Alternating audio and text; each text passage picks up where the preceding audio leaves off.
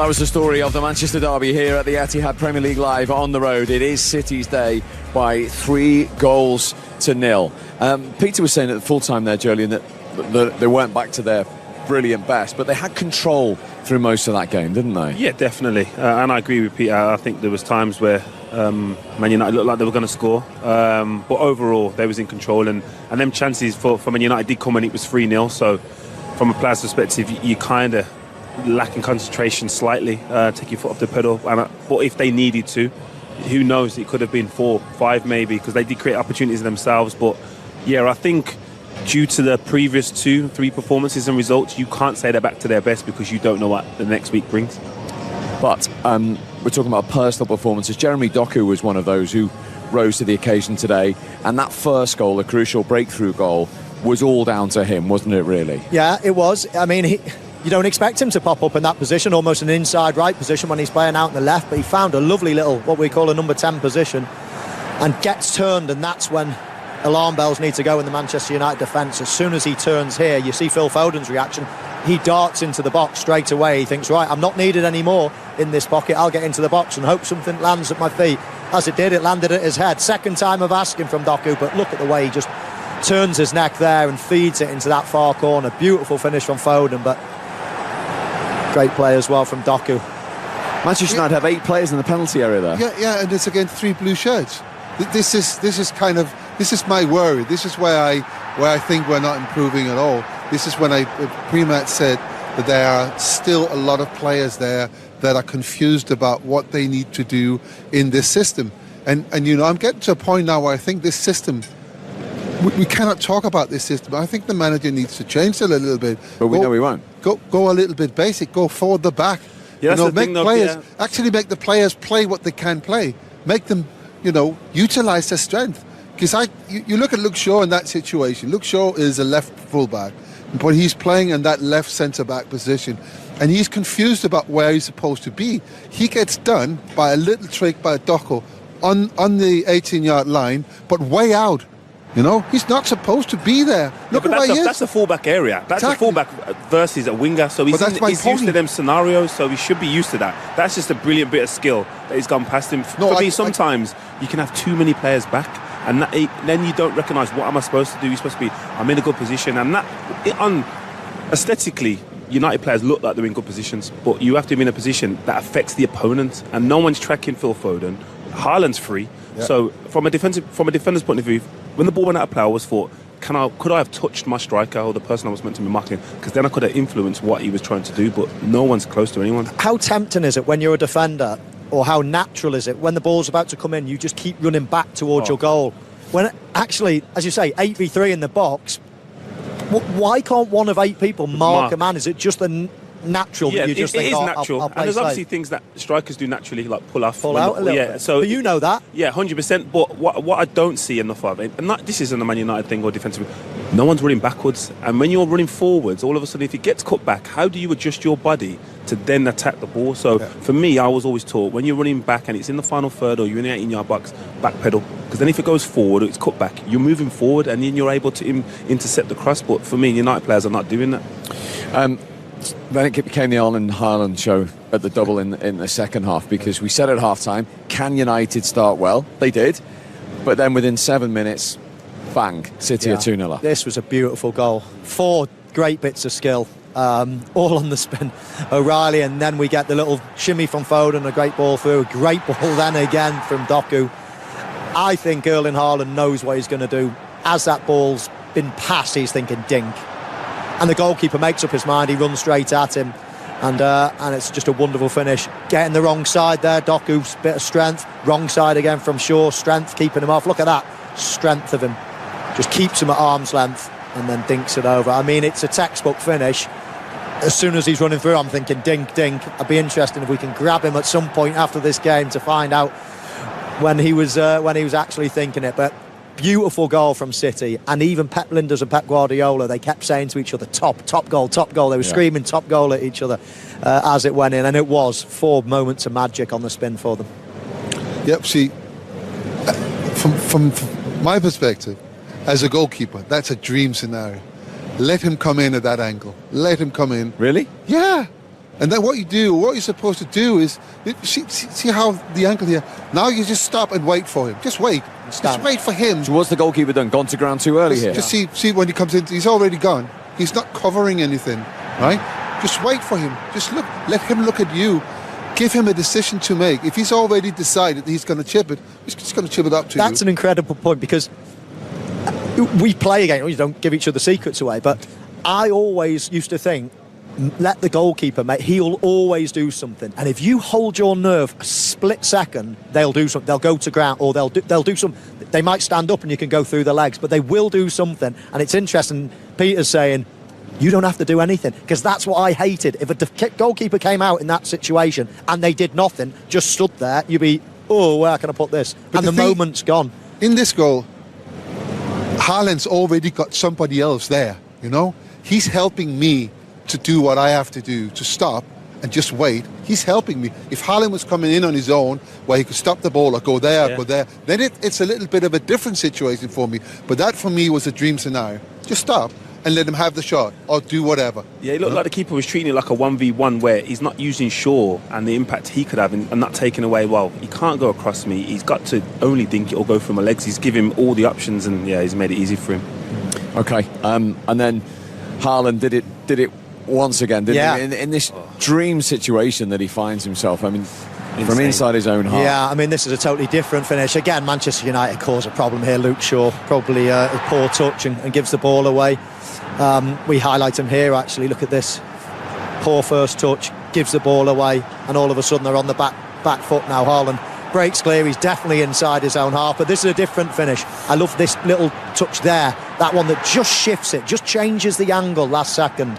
And then it's an absolute, perfect finish, just in off the post. That touch just opens it up slightly, and it's a nice little slot this time. The two goals that going through one-on-one, you've probably got three options. You either dink the goalkeeper, you go round the goalkeeper, or you slot it. Going round the goalkeeper was always my least favourite, and I think it's his too, because you've seen a dink and you've seen a slot from him today. And, just clinical finishing. Yeah. So Steve, that's another example of... So in this situation, he actually stops and does exactly what I would have done on the other goal, right? But here, I think he should be more aggressive. He should be more aggressive because Harry Maguire is coming back. So if he's out, and you see it clearly from this and the other angle, you see like two yards further up. Actually, you see it better here. Just think about what 2 yards would have done to that position. He would have saved the ball. The ball could not have gone in because he would have closed the goal down. He should have been more aggressive. But Haaland would have gone round him, he did that. Yes. Or that would have become an option. The reason I say that he should do that is because Harry Maguire is on the chase. So if he goes around him... He might get back. Might bring him back into play. No, exactly. Yeah. Now, if Harry Maguire is not there, it's a different situation. That is actually the most difficult situation for a goalkeeper, to face a one-on-one when he comes in near enough straight on the goal. Because you don't have any angles you can close down. But because you have a defender who is on the run, he can help you out in that. Fascinating. Right, let's get some Manchester United reaction to this 3-0 defeat here. Here is their manager, Ruben Amorim. Well, Ruben, what are your thoughts? That's obviously a day of frustration for you. Yeah, of course. If you look at the goals, we can avoid that goals. So that was the biggest difference. We suffer goals that is clearly we can do better, and especially the second one. So you start the second half well. You are pushing for our goal to open the game, and even the 2-1 that Brian could score. That moments were always for the opponent, and then the third goal is like it's hard to describe. So we suffer goals that we can avoid when it's just the opponent, but we can avoid these kind of goals. I know you said after the win against Burnley that every time the opponents are near our box, it feels like they could score. Is that a mental thing? Is it a deficiency in mental thought of the praise at the moment? No, the biggest difference is when we had transitions, we didn't score. When City, especially in the second half, the game changed a little bit and we suffered transition, and they were better in that moment. And again, if you see the moments of the goal, if you look at the play, we clearly can avoid the goals, and that makes the difference in the game like this. But how do you rectify that? Because you clearly work on it every week. So how do you rectify it in games? We can do better. That is clear. But again, transitions, the third goal, lack of quality in the connection. People doesn't know who is going to the ball, and then the guy is free to score. The first one, he is in the middle of four guys, and we can.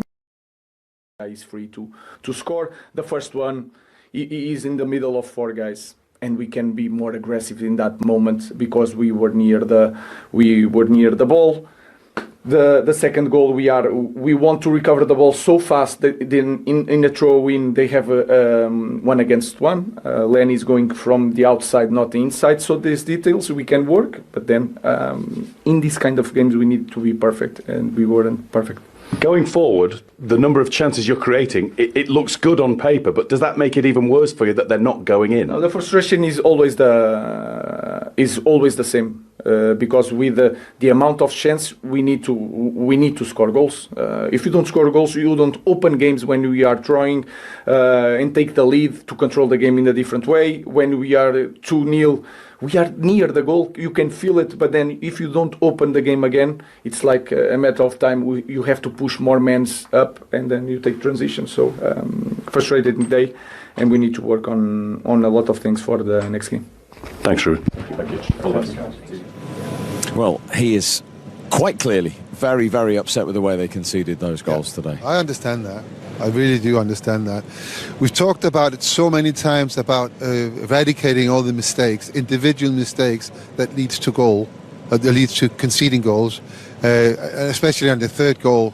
I mean, Harry Maguire gets a ball and there's no one there to help him. He's under pressure and it's a bad pass, of course. Is it to Foden? It ended up with Foden and Foden plays Haaland. But you can't concede goals like that in these games. And I think what frustrates him even more is that he feels that Manchester United had chances to score goals, and he spent I don't know £200 million on strikers, and we're not scoring goals still. But I go back to what I said, about 10 minutes ago. I think you should consider just changing it a little bit, change the system so you get players playing what they know, what they've been brought up to play, what's instinct to them, where they don't have to think and just ease in, and then you can make adjustments along the way. But he's never played anything else as a manager. I mean, that would be a huge U-turn to what he said he's going to do. I don't know. I mean, do you not think the skill of a manager is to adjust and put the right team out in the right formation, the right system, and make every player as good as they can be? I think he's making a few players a little bit worse because they don't really know where to be. Bruno, for instance, Bruno's not a number 6. He's supposed to. When Bruno got further up the pitch, he started to create chances. He started to help the team create chances. So I'm just saying that maybe he should consider that in a period of time, just to ease everything up, get some confidence in the squad, and then he can start make adjustments to what he think the Manchester United should. I can see that at the outset. Of course, he's going to come in to start with, play his system. I could then see that, but now what I think we're starting to see is an Amarin team. He's starting to buy players. More importantly, he's starting to sell players. And the players that he's sold, a lot of them, Garnacho and etc., they're wide players.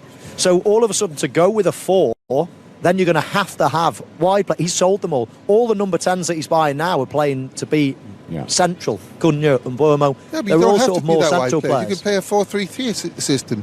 But you still need wide players. But you still need wide players for it. I agree with Peter I know, says. but you still have them. I mean, you have them up. Well, he's got rid of them all to play in this new system that he's got. But I see where my starting point is not so much scoring the goals. My starting point is not conceding the goals. That's my note. You can see how they are all confused about their situation. We see it on the goals. They don't really know where they're supposed to be. And it makes it at times a little bit too easy for the other team to create and still have it under control. It's a good point, because I had to be quick to get away from people. He only has to be the same as everyone else, because as soon as he's equal, he can just hold them off, can't he? I mean, what's the hardest thing to play against as a defender? For me, speed, strength? Yeah, speed. Like physically, I would want to match up against someone like Ireland, but with the pace he's got as well, you have to be a step ahead and give yourself an opportunity to be deeper, which then... Yeah, and it's not over 20 yards. Yeah, it's over 3-4 yards, which is, where you normally win the ball. Yeah. It's difficult. Listen, he's world class. He's elite. He scores in every game, and he doesn't have to be involved as much as other strikers to contribute. So, yeah, when he's in front of goal, his level of composure is second to none. Absolutely. Well, he's had some week, hasn't he? There's international goals, 5 in one game and then 2 in the derby. Michael, Julian, Peter, thank you very much indeed for all that insight and debate. So that is it, the 197th Manchester derby. Very much Cities and very much Blue. They have returned to winning ways in emphatic fashion.